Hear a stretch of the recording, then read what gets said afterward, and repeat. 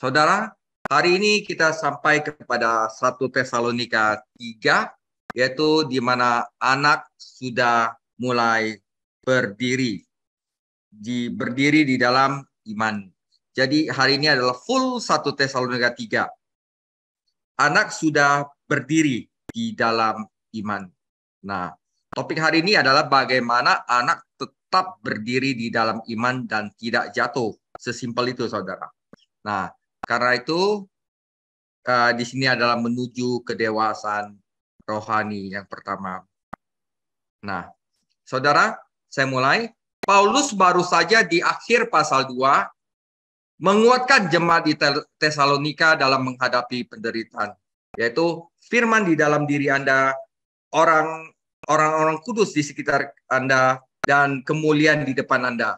Nah, itulah adalah keinginannya yang besar kepada orang-orang Tesalonika yang dikasihinya. Mereka adalah sumber sukacita yang mendalam baginya. Dia ingin bersama mereka untuk melihat bagaimana mereka tumbuh, bagaimana keadaan mereka. Meskipun demikian, ia juga memiliki keinginan yang tidak kurang penting, yaitu untuk mengetahui bagaimana keadaan mereka secara rohani. Saudara, sebelum seorang anak dapat berjalan, ia harus belajar berdiri. Biasanya ayah dan ibu mengajari anak untuk berdiri, kemudian berjalan. Paulus adalah orang tua rohani bagi orang-orang percaya ini, tetapi dia terpaksa meninggalkan Tesalonika. Jadi, bagaimana ia membantu orang-orang muda Kristen ini belajar untuk berdiri, yaitu untuk menuju kedewasaan rohani? Mari kita pelajari dalam berikut ini. Saudara, kita baca firman-Nya 1 Tesalonika 1 ayat 1 Tesalonika 3, saudara, ayat 1 sampai 13. Kami tidak dapat tahan lagi karena kami mengambil keputusan untuk tinggal seorang diri di Athena. Lalu kami mengirim Timotius, saudara yang bekerja dengan kami untuk Allah dalam pemerintahan Injil Kristus, supaya untuk menguatkan hatimu dan menasihatkan kamu tentang imanmu, supaya jangan ada orang yang goyang imannya karena kesusahan-kesusahan ini. Kamu sendiri tahu bahwa kita ditentukan untuk itu, untuk kesusahan-kesusahan ini, saudara. Sebab juga waktu kami bersama-sama dengan kamu, telah kami katakan kepada kamu bahwa kita akan mengalami kesusahan, dan hal itu seperti kamu tahu, telah terjadi. Itu sebabnya, maka aku tidak dapat tahan lagi. Telah mengirim dia supaya aku tahu tentang imanmu.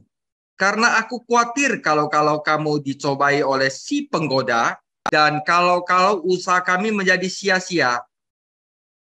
Tetapi sekarang, setelah Timotius datang kembali dari kamu dan membawa kabar yang menggembirakan tentang imanmu dan kasihmu, dan bahwa kamu selalu menaruh kenang-kenangan yang baik akan kami dan ingin untuk berjumpa dengan kami, seperti kami juga ingin berjumpa dengan kamu. Maka kami juga, saudara-saudara, dalam segala kesesakan dan kesukaran, kami menjadi terhibur oleh kamu dan oleh imanmu.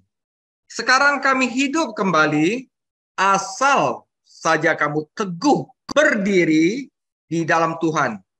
Sebab ucapan syukur apakah yang dapat kami persembahkan kepada Allah atas segala sukacita yang kami peroleh karena kamu di hadapan Allah kita. Siang malam kami berdoa sungguh-sungguh supaya kita bertemu muka dengan muka dan menambahkan apa yang masih kurang pada imanmu. Kiranya Dia, Allah dan Bapa kita dan Yesus Tuhan kita membukakan kami jalan kepadamu, dan kiranya Tuhan menjadikan kamu bertambah-tambah dan berkelimpahan dalam kasih terhadap kasih seorang terhadap yang lain, dan terhadap semua orang, sama seperti kami juga mengasihi kamu. Kiranya Dia menguatkan hatimu, supaya tak bercacat dan kudus di hadapan Allah dan Bapa kita pada waktu kedatangan Yesus Tuhan kita dengan semua orang kudusnya. Saudara, 3 langkah Paulus agar gereja dapat berdiri di dalam iman, saudara. Nah, topik hari ini gereja itu akan dicobai oleh setan agar jatuh imannya. Nah, di sini 3 langkah Paulus agar gereja dapat berdiri dalam iman. Nah, dalam 2 pasal pertama, Paulus menjelaskan bagaimana gereja lahir dan dipelihara. Sekarang dia berurusan dengan langkah kedewasaan berikutnya. Bagaimana gereja harus berdiri. Pikiran kuncinya diungkapkan dalam 1 Tesalonika 3 ayat 8. Sekarang kami hidup kembali, asal saja kamu teguh berdiri di dalam Tuhan. Paulus menjelaskan 3 pelayanan yang dia lakukan untuk membantu orang-orang Kristen baru ini menjadi dewasa. Yang pertama, Paulus mengirimkan mereka penolong. Dalam hal ini adalah Timotius. Yang kedua, Paulus menulis mereka surat. Dalam hal ini adalah firman Tuhan, yaitu surat Tesalonika. Yang ketiga, Paulus berdoa untuk mereka.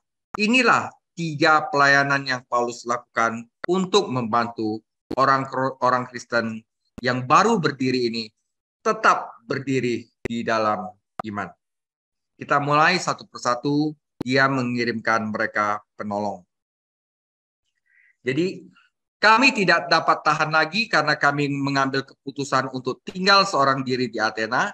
Lalu kami mengirim Timotius, saudara yang bekerja dengan kami, untuk Allah dalam pemberitaan Injil Kristus, supaya menguatkan hatimu dan menasihatkan kamu tentang imanmu. Dan supaya jangan ada orang yang goyang imannya karena kesusahan-kesusahan ini. Kamu sendiri tahu bahwa kita ditentukan untuk itu. Sebab juga waktu kami bersama-sama dengan kamu, telah kami katakan kepada kamu bahwa kita akan mengalami kesusahan, dan dalam hal itu seperti kamu tahu telah terjadi. Itu sebabnya, maka aku karena tidak dapat tahan lagi, telah mengirim dia, supaya aku tahu tentang imanmu, karena aku khawatir kalau kamu telah dicobai oleh si penggoda, dan kalau usaha kami menjadi sia-sia. Saudara, ketika Paulus dan teman-temannya meninggalkan Tesalonika, mereka pergi ke Berea dan melayani firman di sana. Tetapi para pembuat onar dari Tesalonika mengikuti mereka dan menimbulkan perlawanan. Akhirnya Paulus pergi ke Athena, sementara Silas dan Timotius tetap di Berea. Rupanya, Timotius memang bergabung dengan Paulus di Athena. Perhatikan kata kita dalam 1 Tesalonika 3 ayat 1-2. Tetapi Paulus mengirimkannya kembali ke Tesalonika untuk membantu gereja muda yang sedang mengalami penderitaan. Beberapa faktor penting terlibat dalam pelayanan ini, saudara. Perhatian Paulus.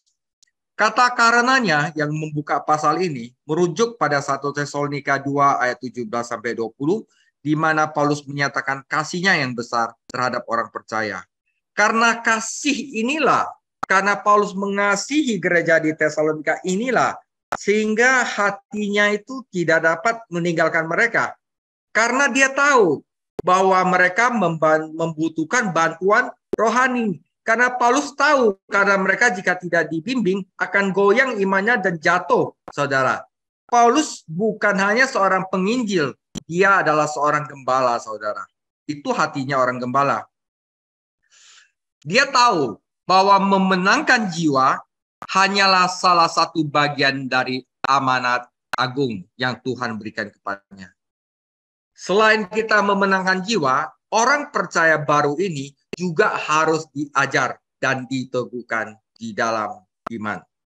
Sebaliknya, Paulus memilih untuk ditinggalkan sendirian di Athena, sehingga Timotius dapat kembali ke Tesalonika untuk mendewasakan orang-orang kudus di sana. Kata yang diterjemahkan meninggalkan di dalam 1 Tesalonika 3 ayat 1 berarti meninggalkan orang yang dikasihi pada saat kematian. Dalam 1 Tesalonika 2 ayat 17 ia berkata bahwa dia merasa mereka adalah yatim piatu dari teman-temannya di Tesalonika, dan kata Yunaninya juga bisa berarti berkabung.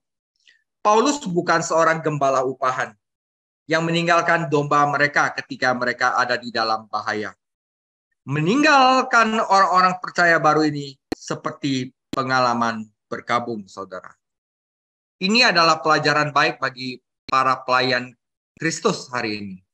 Paulus begitu mencintai orang-orang percaya di Tesalonika, sehingga dia akan mempertaruhkan nyawanya sendiri untuk kembali kepada mereka. Dia begitu mengasihi orang-orang kudus di Filipi, sehingga dia rela keluar dari surga untuk menyemangati mereka.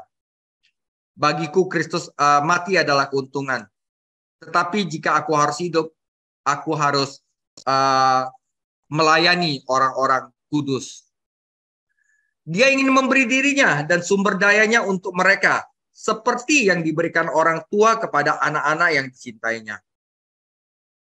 Aku akan senang hati membelanjakan dan dibelanjakan untuk kamu. Jadi itu adalah hatinya Paulus. Dia begitu cinta sama mereka, sehingga apapun yang terjadi, dia harus lakukan demi anak-anak dan bayi-bayi rohani yang telah ditinggalkannya. Saudara, kedua, karakter Timotius. Tidak setiap orang percaya diperlengkapi untuk menegakkan orang Kristen lainnya di dalam iman. Idealnya, setiap orang Kristen harus cukup dewasa untuk membantu orang Kristen lainnya bertumbuh di dalam Tuhan dan berjalan untuk berdiri di atas kaki mereka sendiri. Sayangnya, beberapa orang Kristen seperti dijelaskan dalam Ibrani 5 ayat 11-14, mereka menjadi tumpul. Mereka telah menjadi mundur dalam perjalanan rohani mereka dan telah melupakan kebenaran dasar firman. Bukan mengajar orang lain, mereka sendiri perlu diajar lagi. Mereka akan mengalami atau melalui masa kanak-kanak kedua secara spiritual. Nah, Timotius adalah orang yang ideal untuk dikirim ke gereja untuk membantu mereka untuk berdiri teguh. Timotius dan Titus adalah rekan kerja khusus yang Paulus gunakan sebagai pemecah masalah setiap kali gereja memiliki masalah. Contohnya, Paulus mengirim Timotius ke Korintus untuk membantu meluruskan masalah di sana. Dia juga berencana mengirim Timotius untuk membantu orang-orang kudus di Filipi. 1 Korintus 16:10, jika Timotius datang kepadamu, usahakanlah supaya ia berada di tengah-tengah kamu tanpa takut. Sebab ia mengerjakan pekerjaan Tuhan sama seperti aku. Orang seperti apa yang dapat membantu orang percaya yang lebih muda bertumbuh dalam Tuhan? Pertama, orang itu harus menjadi seorang Kristen sendiri. Timotius, saudara kita. Kita tidak dapat memimpin orang lain di mana kita belum menjadi diri kita sendiri sebagai orang Kristen. Kita juga tidak dapat berbagi apa yang tidak kita miliki. Paulus telah memimpin Timotius kepada iman di dalam Kristus, sehingga ia benar-benar menjadi saudara. Tetapi Timotius juga seorang pendeta. Itu hanyalah kata Yunani untuk seorang hamba. Hambanya ada pendeta. Kata diakon dalam bahasa Inggris, kami berasal dari kata diakonos. Timotius tidak takut bekerja. Dia dengan setia melayani bersama-sama dengan Paulus dan tahu bagaimana cara melayani di gereja-gereja yang Paulus dirikan. Ini adalah hal yang menuntut untuk mendirikan orang-orang Kristen baru. Mereka memiliki banyak masalah. Seringkali tidak tumbuh secepat yang kita pikirkan. Mengajari mereka membutuhkan kasih dan kesabaran. Dan Timotius mempunyai kualifikasi ini, saudara. Timotius adalah orang yang baik dalam tim. Dia adalah rekan kerja. Dia tidak mencoba menjalankan pertunjukannya sendiri dan membuat orang mengikutinya. Pertama-tama dia adalah rekan sekerja dengan Tuhan. Adalah Allah yang bekerja di dalam dan melalui Timotius untuk menyelesaikan pekerjaannya. Tetapi Timotius juga rekan sekerja dengan orang-orang percaya lainnya. Dia menaati Paulus dan meninggalkan Athena menuju Tesalonika. Dia kembali ke Paulus di Korintus dengan berita tentang gereja di Tesalonika. Tidak heran Paulus menulis tentang dia. Sebab tidak ada seorang pun yang sepikiran denganku, yang secara alami akan mengurus keadaanmu. Nah, itu adalah Timotius. Dia memiliki karakter hampir sama seperti Paulus, sejalan gitu, sevisi. Nah, kedua konflik gereja ayat 3-5 adalah penderitaan, saudara. Pencobaan dan ujian yang datang ke dalam hidup kita sebagai orang Kristen bukanlah kebetulan. Itu adalah janji Tuhan, saudara. Janji Tuhan adalah kalian mengalami penderitaan. Anda percaya atau tidak percaya, kebenaran tetap kebenaran. Anda akan berhadapan dengan itu. Nah, karena itu kita harus mengharapkan bahwa kita di dalam dunia itu menderita demi Dia. Saudara, penganiayaan itu bukan hal asing bagi orang percaya, tetapi merupakan bagian normal dari kehidupan Kristen. Paulus telah berulang kali mengatakan hal ini kepada mereka saat dia bersama dengan mereka di Tesalonika. Jadi saudara, kita sebagai hamba Tuhan, pelayan Tuhan, harus mengatakan kepada orang-orang Kristen bahwa di depan mereka ada masalah, ada penganiayaan. Kenapa? Kita harus memperingatkan orang percaya baru bahwa jalannya tidak mudah ketika mereka berusaha untuk hidup bagi Kristus. Jika tidak, saudara, orang yang tidak kita kasih tahu itu, ketika pencobaan datang, maka mereka akan putus asa dan jatuh, saudara. Karena itu mendingan pertama-tama kita katakan dulu bahwa di depanmu itu ada masalah, di depanmu itu ada pencobaan. Nah, ya jadi saudara ini penting. Jika tidak, ketika pencobaan datang, bayi-bayi dalam Kristus ini akan putus asa dan dikalahkan. Tentu saja di balik penganiayaan ini adalah setan, musuh orang Kristen. Dia adalah si penggoda dan dia berusaha untuk menghancurkan iman kita. Perhatikan penekanan iman pada pasal ini. 1 Petrus 4 ayat 12. Saudara-saudara yang kekasih, janganlah kamu heran akan nyala api siksaan yang datang kepadamu sebagai ujian, seolah-olah ada sesuatu yang luar biasa terjadi atas kamu. Itu adalah hal yang biasa sebagai orang Kristen. Sebagai singa yang mengaum, setan membututi orang percaya, dan kita harus melawan dia teguh dalam iman. Ketika setan mencobai Hawa, dia mulai dengan melemahkan imannya kepada Tuhan dengan berkata, ya apakah Tuhan berfirman? Seperti ular, setan menipu. Seperti singa, ia melahap. Dia akan menggunakan segala cara untuk menyerang orang Kristen dan melemahkan imannya kepada Tuhan. Dan kata goyang dalam 1 Tesalonika 3 ayat 3 menarik. Secara harafiah berarti menggoyangkan ekor atau menjilat. Dia akan mencoba untuk memanipulasi saudara, untuk menyanjung. Idenya adalah bahwa setan sering menyanjung orang percaya untuk menyesatkannya. Setan memberitahu Hawa bahwa dia akan menjadi seperti Allah jika dia makan buah dari pohon itu. Dan Hawa jatuh cinta pada sanjungannya. Setan lebih berbahaya ketika dia menyanjung daripada dia mengerutkan kening, saudara. Tugas Timotius adalah untuk membangun orang-orang percaya ini dan mendorong, menghibur mereka dalam iman kita. Biar iman dia gak jatuh. Karena ini masih berdiri orang-orang percaya ini. Iman kepada Tuhan Yesuslah yang menjaga kaki kita tetap di tanah ketika musuh menyerang. Tanpa iman kepada Tuhan, kita dikalahkan. Inilah yang mengalahkan dunia, yaitu iman kita. 1 Yohanes 5 ayat 4. Jadi, Paulus mengirimkan Timotius cuma ada satu, untuk memperkuat iman mereka agar mereka tidak dicobai dan disanjung oleh iblis. Itu nomor satu. Nah, nomor dua adalah 1 Tesalonika 1 ayat 6-8. Tetapi sekarang setelah Timotius datang kembali dari kamu dan membawa kabar yang menggembirakan tentang imanmu dan kasihmu, dan bahwa kamu selalu menaruh kenangan seperti yang baik akan kami dan ingin berjumpa dengan kami, seperti kami juga ingin berjumpa dengan kamu. Maka kami juga saudara-saudara dalam kesesakan dan kesukaran menjadi terhibur oleh kamu dan oleh imanmu. Sekarang kami hidup kembali. Paulus mengirimkan surat kepada mereka. Asal saja kamu teguh berdiri di dalam Tuhan. Saudara, dia menulis surat kepada mereka setelah Timotius memberikan laporan kepada Paulus tentang iman mereka di sana untuk lebih menemukan iman mereka kembali, yaitu firman Tuhan, yaitu surat 1 Tesalonika.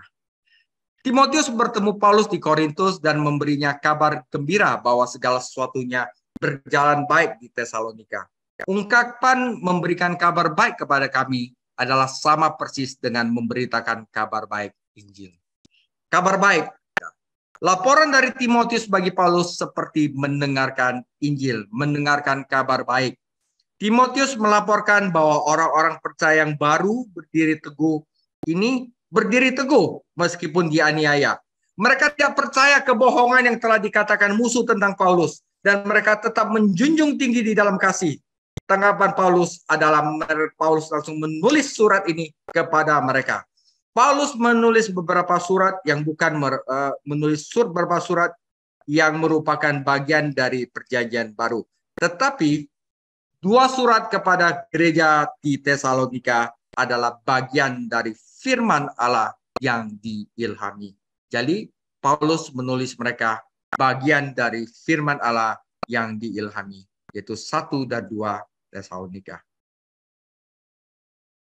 Ini menunjukkan bahwa firman Tuhan adalah salah satu alat terbaik untuk membangun orang baru, orang Kristen baru dalam iman.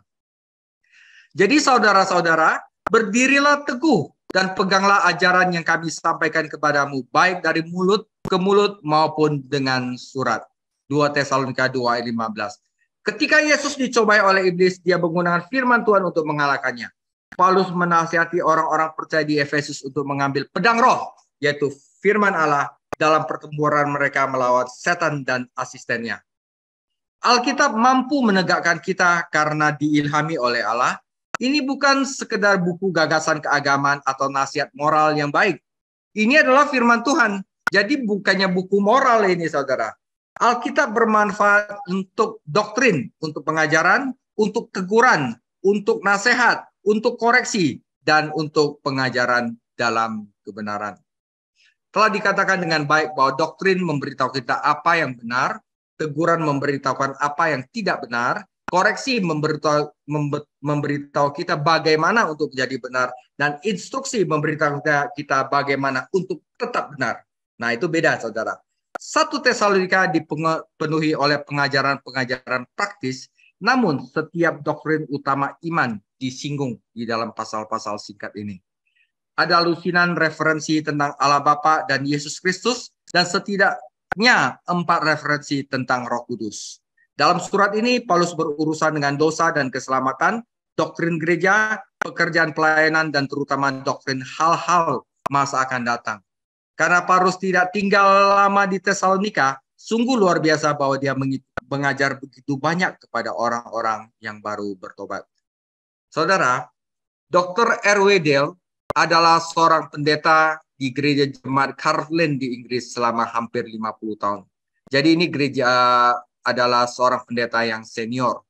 50 tahun dia merupakan pendeta di satu gereja aja. Dia mulai serangkaian khotbah tentang doktrin dasar Alkitab, mengetahui bahwa anggota gerejanya tidak dapat berdiri teguh dalam iman jika mereka tidak tahu apa yang mereka percayai atau mengapa mereka mempercayainya. Seorang rekan pendeta berkata kepada Dr. Dale, mereka tidak akan pernah menerimanya. Tetapi Dale menjawab, mereka harus menerimanya. Dan mereka melakukannya untuk memperkuat gereja, saudara. Ketika Dale menjadi seorang Kristen, gereja-gereja itu tidak memiliki pendalaman Alkitab seperti yang kita miliki saat ini. Saudara, karena itu, ini adalah sesuatu yang saya contek dari dia, saudara. Karena itu, dia mulai serangkaian pendalaman pelajaran Alkitab dimulai dengan kitab Ibrani, saudara. Dia yakin banyak dari apa yang diajarkan di kitab Ibrani berguna bagi orang percaya baru maupun orang percaya yang sudah dewasa. Dale juga berkata, apa yang saya pelajari membuat saya juga belajar dari firman dan juga meneguhkan saya di dalam iman. Nah, itu saudara. Nah, pengetahuan tentang Alkitab itu sangat penting untuk pertumbuhan dan stabilitas rohani. Firman Tuhan adalah makanan untuk memelihara kita, terang untuk membimbing kita, dan senjata untuk membela kita. Firman Tuhan adalah fondasi kami yang kokoh. Salah satu alasan Allah mendirikan gereja lokal adalah agar orang percaya dapat bertumbuh dalam firman dan pada gilirannya membantu orang lain untuk bertumbuh di dalam firman. 2 Timotius 2 ayat 2, apa yang telah engkau dengar daripadaku di depan banyak saksi, percayakan ini kepada orang-orang yang dapat dipercaya, yang juga cakap mengajar orang lain. Paulus mengutus mereka seorang penolong. Penolong itu menunggukan mereka berada di dalam firman. Tetapi Paulus juga melayani orang-orang percaya di Tesalonika dengan cara yang ketiga, yaitu berdoa bagi mereka. Jadi kita masuk ke bagian 3, 9 sampai 13. Sebab ucapan syukur apakah yang dapat kami persembahkan kepada Allah atas segala sukacita yang kami peroleh karena kamu di hadapan Allah kita? Siang malam kami berdoa sungguh-sungguh supaya kita bertemu muka dengan muka dan menambahkan apa yang masih kurang pada imanmu. Kiranya Dia, Allah dan Bapa kita dan Yesus Tuhan kita membukakan kami jalan kepadamu. Dan kiranya Tuhan menjadikan kamu bertambah-tambah dan berkelimpahan dalam kasih seorang terhadap yang lain dan terhadap semua orang sama seperti kami juga mengasihi kamu.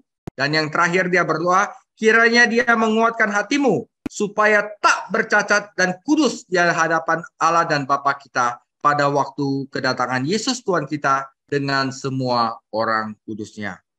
Saudara, yang ketiga adalah Paulus berdoa bagi mereka. Firman Tuhan dan doa harus berjalan beriringan. Nabi Samuel berkata kepada bangsa Israel, jangan sampai aku berdosa kepada Tuhan karena tidak lagi berdoa bagimu, tetapi aku akan mengajarimu jalan yang baik dan jalan yang benar. Petrus berkata, tetapi kami, yaitu para rasul, akan terus-menerus berdoa dan melayani firman. Jadi berdoa dan melayani firman itu adalah pelayanan dari para rasul. Ya, Paulus memiliki penekanan yang sama. Dan sekarang saudara-saudara, aku menyerahkan kamu kepada Allah dalam doa dan kepada firman kasih karunia-Nya yang berkuasa membangun kamu. Jadi dua alat utama dalam membimbing orang-orang rohani selain memberikan mereka penolong adalah firman dan doa. Yesus berdoa untuk murid-muridnya sama seperti Paulus berdoa untuk orang-orang Kristen di Tesalonika agar iman mereka tidak goyah, saudara. Dan saya yakin dari bahwa kebutuhan terbesar misionaris dan gereja lokal adalah doa. Kita juga harus berdoa untuk orang-orang Kristen muda di gereja kita maupun di rumah. Tidaklah cukup untuk mengajari mereka kebenaran Alkitab, kita juga harus mendukung mereka di dalam doa kita.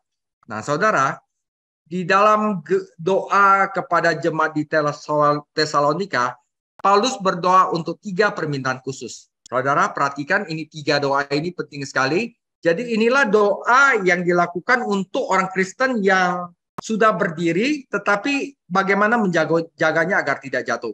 Pertama, ia berdoa agar iman mereka menjadi dewasa. Paulus meminta Tuhan untuk memungkinkan dia untuk melayani mereka secara pribadi, tetapi Tuhan tidak menjawab permintaan itu. Paulus rindu untuk melihat mereka lagi, tetapi dia rindu melayani mereka dan membantu mereka untuk membawa iman mereka menjadi dewasa.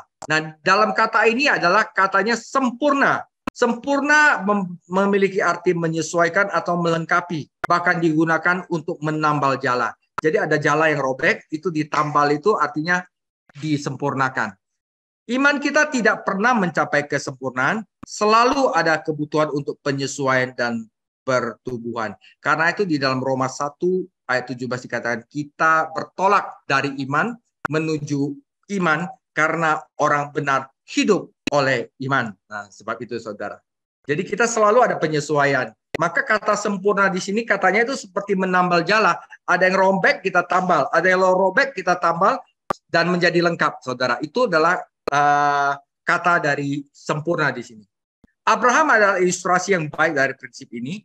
Tuhan memanggilnya ke tanah Kanaan. Ketika dia tiba, dia menemukan kelaparan. Allah mengizinkan kelaparan itu agar iman Abraham diuji. Sayangnya saat itu Abraham gagal dalam ujian dan pergi ke Mesir untuk meminta bantuan. Setiap langkah, Tuhan akan membawa keadaan untuk menanggung Abraham yang memaksanya untuk beriman kepada Tuhan dan bertumbuh dalam imannya. Iman itu menjadi sebuah otot, saudara, yang menjadi lebih kuat dengan penggunanya. Abraham memiliki masalah dengan keponakan duniawinya, Lot. Dia juga memiliki masalah dengan istri dan pelayannya, Hagar. Ujian iman yang terakhir, yaitu ketika Tuhan meminta Abraham untuk mengorbankan putra kesayangan Ishak. Iman yang tidak dapat diuji, tidak dapat dipercaya. Tuhan mencoba iman kita bukan untuk menghancurkannya, tetapi untuk mengembangkannya. Seandainya Abraham tidak belajar untuk mempercayai Tuhan dalam kelaparan, dia tidak akan pernah bisa mempercayai dalam kesulitan-kesulitan lainnya. Karena itu, Paulus berdoa agar orang-orang Kristen yang menderita di Tesalonika dapat bertumbuh dalam iman mereka, dan Tuhan menjawab doanya. Paulus menulis dalam suratnya yang kedua, kamu harus senantiasa mengucap syukur kepada Allah karena kamu, saudara-saudara, sebab imanmu bertambah banyak. Nah, saudara, permintaan Paulus yang kedua agar kasih mereka berlimpah, saudara. Pertama, agar iman mereka bertumbuh. Yang kedua, agar kasih mereka berlimpah. Nah, kenapa, saudara? Saat-saat penderitaan itu bisa menjadi saat-saat orang paling egois, saudara. Orang-orang yang teraniaya sering menjadi sangat egois dan menuntut. Apa yang dilakukan kehidupan terhadap kita bergantung pada apa yang ditemukan pada kehidupan kita sendiri. Dan tidak ada yang mengungkapkan manusia batinnya sejati seperti di dalam tungku penderitaan. Beberapa orang membangun tembok di saat-saat pencobaan dan menutup diri. Yang lain membangun jembatan dan berdekat kepada Tuhan dan umatnya. Inilah doa Paulus untuk orang-orang percaya ini dan Tuhan menjawabnya. Kasih setia kamu masing-masing terhadap satu sama yang lainnya berlimpah, saudara. Iman kita bertumbuh kepada Tuhan seharusnya menghasilkan kasih yang bertumbuh bagi orang lain. Kita diajar oleh Allah untuk saling mengasihi, dan berapa pelajaran ini paling baik di pelajaran di sekolah penderitaan. Jadi di dalam penderitaan itu adalah paling baik untuk belajar bagaimana kita saling mengasihi.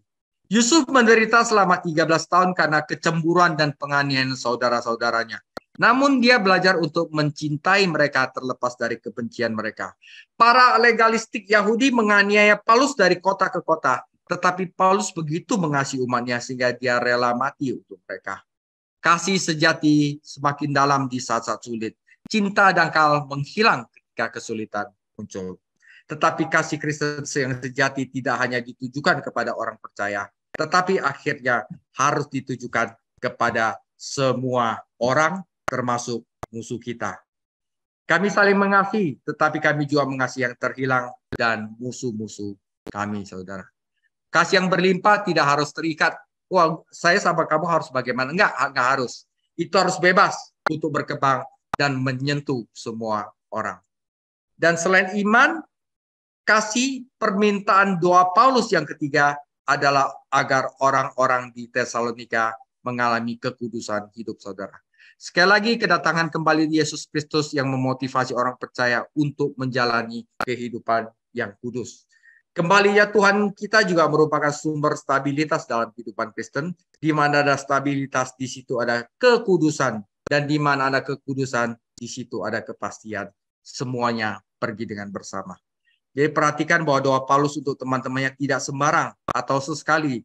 Dia berdoa siang dan malam, dan dia berdoa sangat banyak, yang merupakan kata yang sama diterjemahkan berlimpah-limpah dalam Efesus 3 ayat 20. Doa yang benar adalah kerja keras. Epafras pasti telah belajar dari Paulus bagaimana berdoa bagi orang-orang. Selalu bekerja dengan sungguh-sungguh supaya kamu dapat berdiri dengan sempurna dan sempurna dalam segala kehendak Allah. Seluruh Allah Tritunggal terlibat dalam doa ini. Paulus berbicara kepada Bapa dan Anak dalam 1 Tesalonika 3 ayat 11. Dalam ayat 12, Tuhan mungkin merujuk pada Roh Kudus. Karena Tuhan kita di akhir 1 Tesalonika 3 ayat 13 merujuk pada Yesus Kristus. Jika demikian, maka inilah satu-satunya doa yang saya ketahui dalam Perjanjian Baru yang ditujukan kepada Roh Kudus. Pola doa Alkitab adalah kepada Bapa melalui Anak dan di dalam Roh Kudus. Karena Roh Kudus adalah pengudus orang percaya. Dan ini adalah doa untuk hidup kudus. Maka tujuannya adalah tepat. Paulus mengakhiri 1 Tesalonika 2 dengan mengacu pada tempat orang-orang kudus pada kedatangan Kristus kembali. Dan dia mengakhiri pasal 3 ini dengan cara yang sama. Dia berdoa agar petobatnya dapat berdiri tanpa celah dan kudus di hadapan Allah pada kedatangan Yesus Kristus kembali. Karena nanti kita akan mengacu pada kekudusan mempelai Kristus, saudara. Level kekudusan yang paling tinggi. Karena semua orang percaya akan diubah menjadi seperti Kristus ketika dia akan datang kembali. Paulus tidak dapat merujuk pada kondisi pribadi kita di surga. Dia mengacu pada kehidupan kita di bumi karena mereka akan ditinjau pada tahta pengadilan Kristus. Kita tidak akan pernah menghadapi dosa-dosa kita di surga, karena dosa-dosa itu tidak diingat lagi terhadap kita. Tetapi pekerjaan kita akan diuji, dan Anda tidak dapat memisahkan perilaku dan karakter. Doa Paulus mengajarkan kita bagaimana berdoa tidak hanya untuk orang-orang percaya baru, tetapi untuk semua orang percaya. Mereka harus berdoa agar iman mereka menjadi dewasa, kasih mereka tumbuh, dan karakter serta perilaku mereka menjadi kudus dan tidak bercacat di hadapan Tuhan. Inilah doa untuk orang-orang yang masih berdiri di dalam iman, saudara. Agar iman mereka bertumbuh, kasih mereka berlimpah, dan mereka hidup kudus dan suci tanpa cacat, saudara. Dan setiap orang memiliki harapan ini di dalam Dia, yaitu Kristus, menyucikan dirinya sama seperti Dia adalah suci, saudara. Nah, untuk penutup, saudara, saat kita meninjau pasal ini, kita melihat betapa pentingnya untuk mendewasakan orang Kristen baru. Memimpin seorang kepada Kristus itu tidak cukup, ya. Kita juga harus membimbingnya di dalam kehidupan Kristen dan membantunya menjadi dewasa. Jika dia tidak teguh, dia akan jatuh ketika angin penganiayaan mulai bertiup. Jika dia tidak bisa berdiri, dia tidak akan pernah belajar berjalan, yang akan kita bahas di video berikutnya. Apa yang harus kita lakukan sebagai gembala-gembala dan sebagai orang yang mengajari orang lain, saudara? Pertama, kita bisa menjadi penolong dan berdiri di sisinya saat dia mulai berdiri. Kedua, kita bisa membagikan firman Tuhan. Yang ketiga, kita bisa mendoakan mereka. Inilah 3 hal yang harus kita lakukan untuk membantu orang berdiri di dalam iman. Dan inilah yang dilakukan Paulus. Dan Paulus berhasil. Saudara, demikian video saya tentang bagaimana untuk melakukan sesuatu untuk orang yang baru berdiri dalam iman. Tuhan Yesus